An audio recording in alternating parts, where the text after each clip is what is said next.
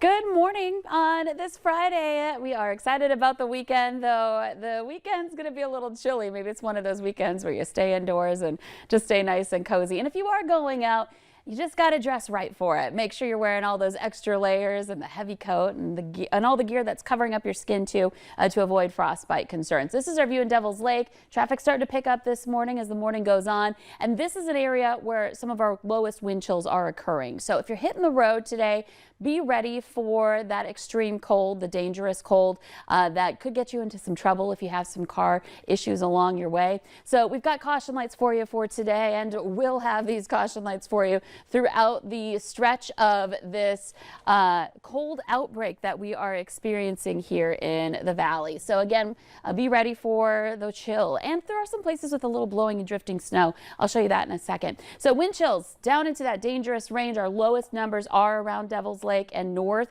Devil's Lake, a wind chill of 35 below. It's 39 below currently in Langdon and in Rolla. Fargo getting in on some of these dangerous wind chills now at 21 below, and it's 27 below zero in Grand Forks.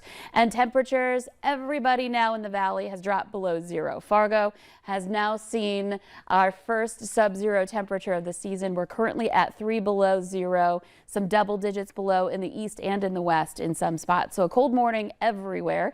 A little more quiet to the east as far as the wind is concerned, but we do have northerly winds. We've seen some gusts into the 20s at times, and that's enough to, of course, create that wind chill factor, but also see some areas where we have a little bit of light blowing or drifting snow. And, you know, we had a good amount of snow in the Northern Valley with our latest round. Some of us got 5 inches of snow or so in spots.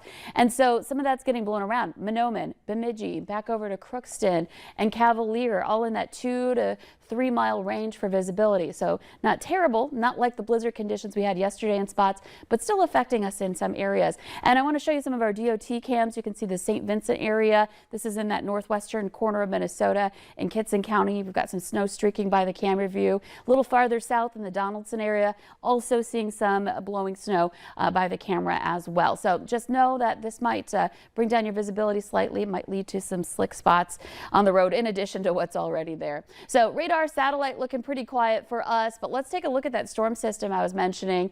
Big one again, and we are just outside of the storm track again. It's hitting some of the same areas that have been hit by winter weather in recent days. Chicago getting slammed pretty hard right now. I did check. There is one flight in and out of Fargo that is canceled. And then on the southern end of this system, that's heading into and out of Chicago. And then on the southern end of this system is the threat for severe weather. So another powerful storm that's skirting by just to the south of us. We're just in the cold, that Arctic air mass pushing south, and that's what's helping to trigger that storm. Eventually that advances farther east and farther south behind that storm as it departs. So here in the valley again, right in the heart of the cold air, we're looking at temperatures today in the white numbers here, and then wind chills into the pink numbers.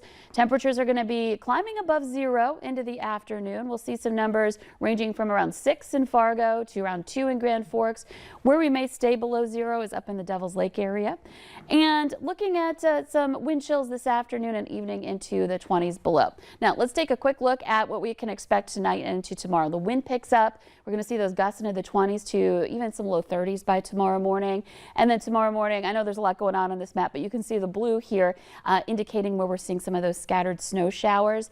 And that's right where we might have the higher amounts. Again, light snow Saturday, but still 1 to 3 inches of snow possible. Add some wind to the mix. We could have some issues on the roadways. That's why we have a first alert weather day for Saturday. And your forecast, it's sponsored by Innovative Basement Authority. It just keeps getting worse. The crack keeps growing. The doors and windows stick. This must be very frustrating. Almost no one connects that these are telltale signs that water is shifting your foundation. But it's okay. We got it. Oh, this is done growing in this house. Okay. The effects of water can be surprising, but at Innovative Basement Authority, we'll do a complete home inspection for free.